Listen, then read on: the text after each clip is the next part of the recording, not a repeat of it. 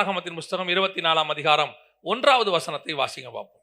பின்பு அவர் மோசேயை நோக்கி, நீயும் ஆரோனும் நாதாபும் அபியூவும் இஸ்ரவேலின் மூப்பரில் 70 பேரும் கர்த்தரிடத்தில் ஏறி வந்து தூரத்திலிருந்து பணிந்து கொள்ளுங்கள்.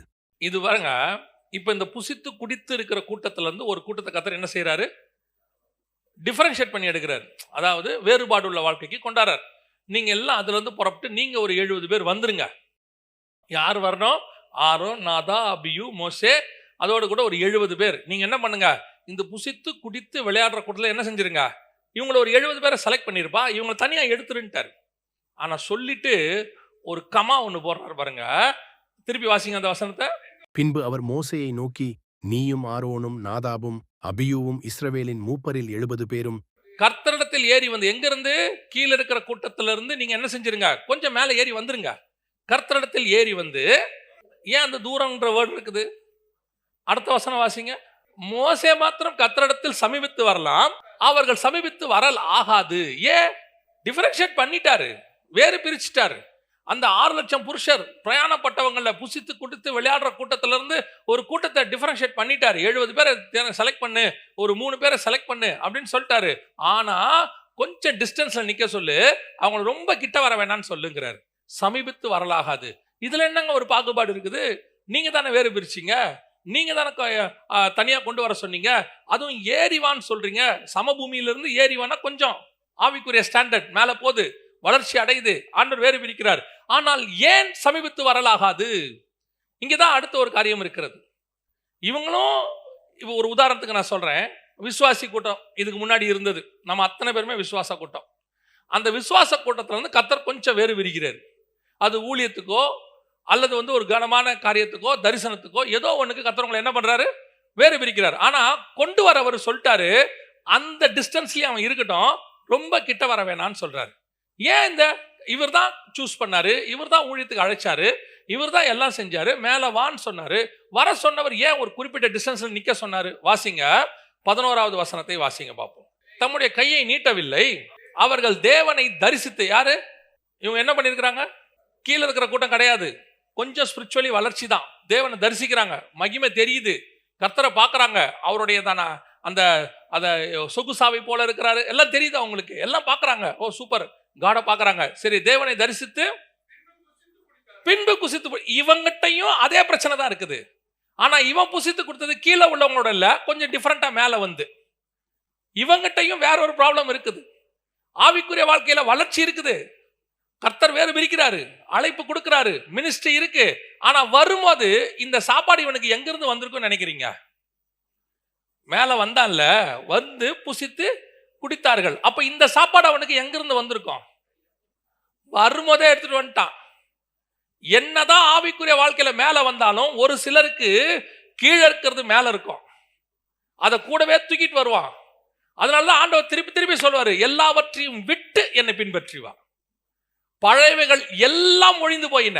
ஆனா ஒரு சிலர்கிட்ட இன்னும் பழசு இருந்துகிட்டே இருக்கும்.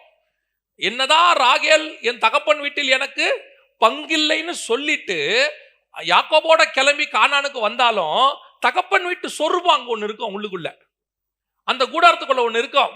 இவனை கர்த்தர் கையை நீட்டி கூப்பிடுறாரு, வா மேல வா, இந்த 70 பேரை கூப்பிடு அப்படிங்கிறாரு.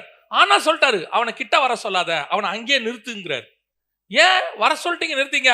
அவனுக்குள் இன்னும் கீழே இருக்கிற சாப்பாடும் கீழே இருக்கிற குடியும் இருக்கு, இன்னும் அந்த ஆகாரம் இவங்கிட்ட இருக்குது. இதுதான் இங்க பிரச்சனை. ஊழியத்துக்கு அழைச்சாரு அல்லது உங்களை தனிப்பட்ட ஒரு ஆவிக்குரிய வாழ்க்கைக்கு ஒரு தரிசனத்துக்கு கர்த்தர் கூப்பிடுறாருன்னு வச்சுக்கோங்களேன், உங்ககிட்ட இருக்க கூடாததுன்னு ஒண்ணு இருக்குது.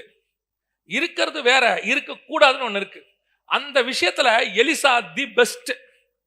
எலியா போய் கூப்பிடுவாப்ல, சால்வையை போட்டு வான்னு சொல்லி கூப்பிடுவாப்ல. கூப்பிட்ட உடனே அவன் அடுத்த சொல்ற வார்த்தை என்ன இருக்குன்னா, கொஞ்சம் இருங்க, எங்க தாய் தகப்பனை போய் வணங்கிட்டு வரேன்பா. ஆனா அந்த வேலையை அவன் செய்யவே மாட்டான். என்ன பண்ணுவான் தெரியுமா? நேரம் ஓடி போய் ஏறு மாடை அடிச்சு, மாடு அடிச்சு ஏற உடைச்சு அந்த நெருப்புல மாட்டை வேக வச்சு எல்லாருக்கும் விருந்து போட்டு வந்துடுவான். அதோட அர்த்தம் என்னன்னா, இனி நான் திரும்பி வருவதற்கு இங்கே எனக்கு ஒன்றும் இல்லைன்னு அர்த்தம். எல்லாருக்கும் ஒரு ஏறு மாடு கொடுத்தாங்க, நான் என் ஏறு மாடு ஓட்டிக்கிட்டு இருந்தேன். எப்ப எனக்கு காலிங் வந்துருச்சோ பழையவைகள் எல்லாம் ஒழிந்து போயின, இனி எங்கிட்ட ஒண்ணுமே கிடையாது. இதுதான் இன்னைக்கு ரொம்ப இம்பார்ட்டன்ட். அதாவது இயேசு கிறிஸ்து 12 பேரை அழைச்சாரு, 70 பேர் அழைச்சாரு. அதே தான் இதுவும், இதே தான் காரணமா அங்கதான் இருக்கு. ஆண்டவர் அங்க 70 பேர் அழைச்சு ஒரு 3 பேரை மருமலை கூட்டு போவாரு. இங்க ஆரோன், நாதாப், அபியூ ஒரு 70 பேர் கூட்டு போறாரு. ஆனால் வந்தவங்க அத்தனை பேர்கிட்டையும் பழசு கொஞ்சம் இருந்துச்சு, அத்தனை பேர்ட்டையும் இருக்குது. ஒரு பிரச்சனை வந்த உடனே ஒருத்தன் சொல்றான், வாங்க மீன் பிடிக்க போகிறேன். மிச்சம் பேர் சொல்றான், நானும் கூட வருகிறேன். அப்ப இவன் ஒரு நாளும் அந்த மீன் பிடிக்கிறது மைண்ட்ல இருந்துட்டே இருக்கு. பிரச்சனை ஆச்சுன்னா மீன் பிடிக்க போயிடலாம். நான் இந்த ஊழியத்துக்கு வரும்பொழுது ஆண்டவர்கிட்ட ஒன்று கேட்டேன்.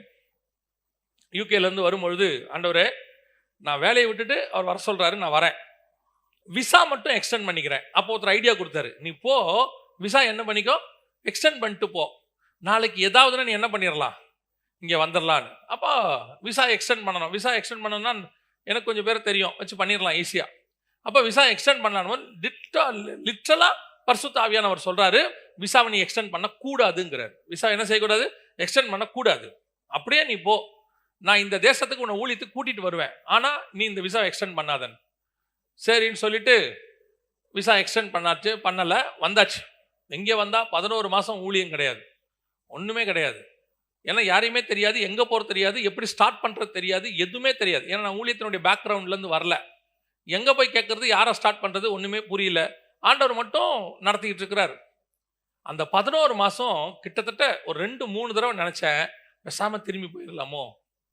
ஏன்னா இங்க இருந்த பிரச்சனைக்கு, இங்க நடந்த காரியங்களுக்கு அப்போ திரும்பி போறதுக்கு என்கிட்ட வழி இல்லை. ஏன்னா என்ன இல்லை, விசா இல்லை. விசா இருந்துச்சுன்னு வச்சுக்கோங்க, ஆட்டோமேட்டிக்காக என்னவாயிரும், டிக்கெட்டை போட்டு போயிட்டே இருப்போம், ஜபத்தோட போயிருப்போம். கர்த்தர் கிருபையா கூட்டு போனாரு, நம்ம திருப்பி ஆண்டவர் ஜபத்தோட கூட்டு வருவார்னு போயிடுவோம். அந்த சோர்ஸ் இல்லாம இருக்குல்ல, அதுதான் ரொம்ப இம்பார்ட்டன்ட். பழசு எல்லாத்தையும் ஒழிச்சிடணும். அப்படி மேல வரும்போது ஆண்டவர் சொல்றாரு, அவன் கிட்ட வர வேணான்னு சொல்லு. ஏன், அவன் வர்றான், வரும்போதே கீழே இருந்து மூட்டை முடிச்சு கட்டிட்டு மேல வரான், கீழே இருந்து எடுத்துக்கிட்டு வரான். அதனாலதான் சில நேரங்களிலே கர்த்தர் நம்மளை எடுத்து வல்லமையாய் பயன்படுத்த முடியாமல் போகிறது. கர்த்தர் எடுத்து நம்ம கிட்ட கொடுக்குற தரிசனத்தை நிறைவேற்ற முடியாம இருக்கு. சில நேரங்களில் கர்த்தர் உங்களுக்கு தரிசனத்தை கொடுக்குறாரு, வாக்குத்தத்தம் பண்றாரு, அப்படி செய்வேன் இப்படி செய்வேன்னு சொல்றாரு. ஆனா அவர் செய்ய முடியாம இருக்கிறதுக்கு இன்னும் உங்ககிட்ட கொஞ்சம் இருக்கு ஏதோ. அது போனா தான் அதை செய்ய முடியும். அது போகாம அதை உங்களை வச்சு ஆண்டவர் செய்யவே முடியாது. இப்ப யோசிச்சு பாருங்க, இவன் பெரிய பெரிய ஆச்சரியம் என்னன்னா, அந்த வசனம் திருப்பி வாசிங்க, 11வது வசனம். அவர் இஸ்ரவேல் புத்திரருடைய அதிபதிகள் மேல் தம்முடைய கையை நீட்டவில்லை. அவர்கள் தேவனை தரிசித்து பின்பு புசித்து குடித்தார்கள். தேவனை தரிசிச்சுட்டா அவன் கான்செப்ட் முடிஞ்சிருச்சு. மோசேவும் யோசுவாவும் அங்க நிக்கிறாங்க. இவன் பாட்டு ஆட்டோமேட்டிக்கா, ஏன் எங்களை நீங்க கூட்டு போல, இன்னும் நான் ஏன் என்ன மேல நீங்க கூட்டிட்டு போல, நீங்க 2 பேர் மட்டும் மேல போறீங்களே, என்ன அர்த்தம்? அவன் கேட்கவே இல்லை அவங்கள பார்த்து. இவன் இதோடு கூட என்னவாயிட்டான், சாட்டிஸ்ஃபைட். இந்த அளவு அவங்களுக்கு நான் பரவாயில்ல, அந்த 6 லட்சம் இருக்காங்களே அதுல நான் சூஸ் தெரியுமா அவனுக்கு, கர்த்தர் எங்களைத்தான் மேல வர சொன்னாரு. இந்த ஒரு சாட்சியை வச்சுக்கிட்டே அவன் 40 வருஷம் ஓட்டிடுவான். தெரியுமா உங்களுக்கு, இந்த ஒரு சாட்சியை வச்சுட்டு அவன் என்ன பண்ணிடுவான், 40 வருஷம் ஓட்டிடுவான். யார் தெரியுமில்ல, நாங்கள்லாம் 6 லட்சத்துல கண்டெடுக்கப்பட்டவங்க. கர்த்தர் எங்களை தான் மேல வர சொன்னாரு. மேல போய் என்னடா பண்ண, ஆண்டவரை தரிசிச்சோம், அப்புறம் என்னாச்சு, கீழே வந்துட்டோம். அவ்வளவுதான். இவன் லைஃபோடைய மொத்த சாட்சியுமே இவ்வளவுதான். இதை ஒன்ன வச்சுக்கிட்டே 40 வருஷம் ஓட்டிடுவான். ஆனா இவன் கானானுக்கு போக மாட்டான். அதான் பிரச்சனை. அழியிற கூட்டத்துல இவனும் இருப்பான். ஒரு நாள் இவன் அந்நிய அக்கினியா கொண்டாந்துருவான், நாதாப் அபியூவா மாறிடுவான், அந்நிய அக்கினி உள்ள வந்துடும். ஆரோன் ஒரு நாள் மரிச்சு போவார். இந்த கூட்டம் கானானுக்கு போகாது. காரணம், they are satisfied. அவங்க எந்த லெவல்ல வளர்றாங்களோ அந்த லெவலோட திருப்தி. உங்களுக்கு சொல்லுகிறேன், இந்த பூமியில ஆவிக்குரிய வாழ்க்கையில ஊழியத்துல உங்களுக்கு திருப்தின்னு ஒண்ணு வந்தா நீங்கள் சாக போகிறீங்களா. ஸ்பிரிச்சுவலா திருப்தி மட்டும் வரவே கூடாது. போதுமென்ற மனதனுடைய தெய்வ பக்தியை மிகுந்த ஆதாயம் எதுல தெரியுமா, கர்த்தர் கொடுக்கறது இல்ல. ஆனா நான் இன்னும் உம்மை பார்க்கணும், நான் இன்னும் உம்மை பார்க்கணும், உம்முடைய மகிமையை பார்க்கணும், இன்னும் மகிமையின் மேல் மகிமை அடைந்து இன்னும் இன்னும். அதான் மோசையோட பயங்கரமான ஸ்பெஷாலிட்டி. முதல்ல எடுத்த உடனே மோசே முச்சடியில் ஆண்டவரை பார்த்துறாரு. அதுவே இருக்கிறதுல டாப் மோஸ்ட், அந்த மகிமையை பார்க்கறதே டாப் மோஸ்ட். ஆனா திருப்பி திருப்பி திருப்பி ஆண்டவர்கிட்ட கேட்டுக்கிட்டே இருப்பாரு, நான் இன்னும் பார்க்கணும் ஆண்டவரே, இன்னும் பார்க்கணும் ஆண்டவரே, இன்னும் உங்களை தரிசிக்கணும் ஆண்டவரே. இந்த கான்செப்ட் தான் கர்த்தர் எதிர்பார்க்கிற கான்செப்ட். நம்ம கிட்ட இருக்குதா? இல்ல ஒரு இடத்துல திருப்தி ஆயிட்டோமா, இல்ல ஒரு இடத்துல போதுன்ற இடம் வந்துருச்சா, இது வரைக்கும் நல்லா இருக்கு, இப்படியே போட்டா போதும். எந்த ஒரு விஷயமும் கர்த்தர் கொடுக்கிறாருன்னா முடிக்கிறதுக்கு கொடுக்கல, தொடங்கிறதுக்கு கொடுக்குறாரு. அடுத்த லெவலுக்கு போறதுக்கு தான் கொடுக்குறாருன்னு அர்த்தம். எங்களுக்கு பைபிள் காலேஜ் கொடுத்தாரு.